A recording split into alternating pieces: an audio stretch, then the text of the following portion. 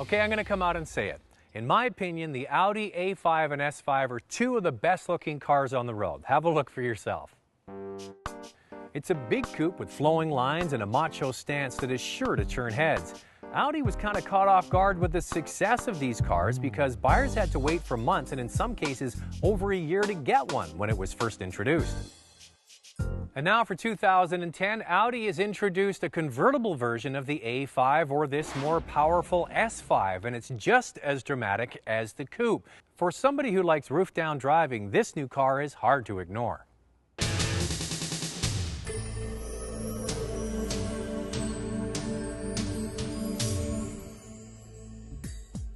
What you'll notice right away that this is a traditional ragtop, not one of those trendy retractable hardtops.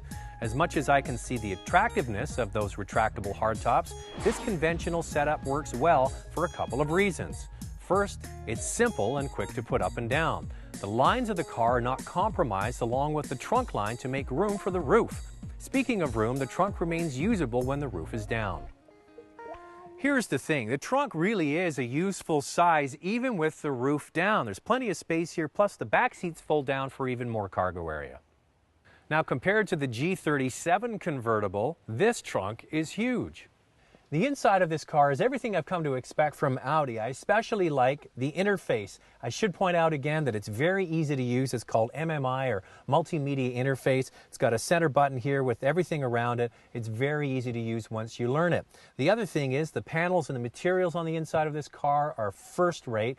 The back seat isn't that big, maybe useful for kids in a short trip, but isn't quite as big as, say, the 335 from BMW. There are some marked differences compared to the S5 Coupe that we drove last season.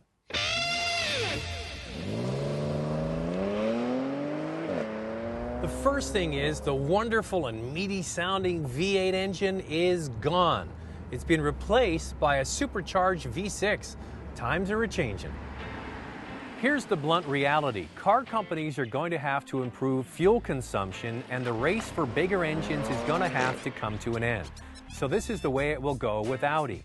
The 3-liter supercharged V6 produces 333 horsepower and 325 foot-pounds of torque. That's a 21 horsepower drop from the V8 engine, but the torque is exactly the same.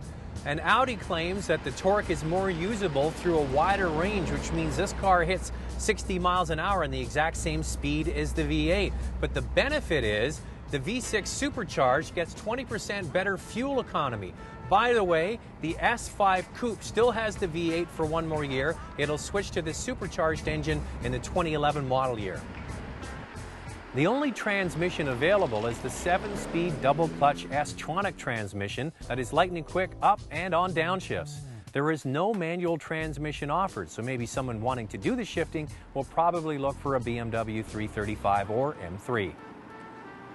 Now the other big change for Audi is the inclusion of their optional Drive Select feature. You can literally select the kind of drive you want. It changes the steering feel, the engine and transmission mapping, and also the suspension settings. It's right here on the dash. You can choose Comfort, Auto Dynamic, or Individual. That means a personalized setting.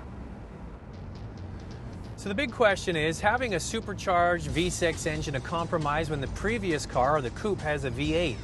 Well, you don't get that basic throaty growl that is just so engaging with the V8. It's just one of the most beautiful sounds on earth. You don't get that. You get a more mechanical sound with this car. Now, the way it drives, you can't take it away because it's a very usable power plant. The range of power is excellent. It scoots along with no problem. When you match it to this very fast transmission, you can't complain. Now, it's also a very tight car, so with the convertible, you don't really have that much of a compromise. If you're out and out performance guy, you're going to get the coupe. If you want a little roof down fun action, this is the way to go. Here's the thing. You want an Audi S5 convertible. $68,300 is the starting price. Oh wait, but you have to have the premium package to get the nice big wheels. That's $72,000. Got to get that Drive Select, as I mentioned. That's $4,000 more. Add in navigation and a few other goodies. This car is over $80,000. So I guess if you want a stylish and powerful traditional convertible, it's going to cost you. Want more?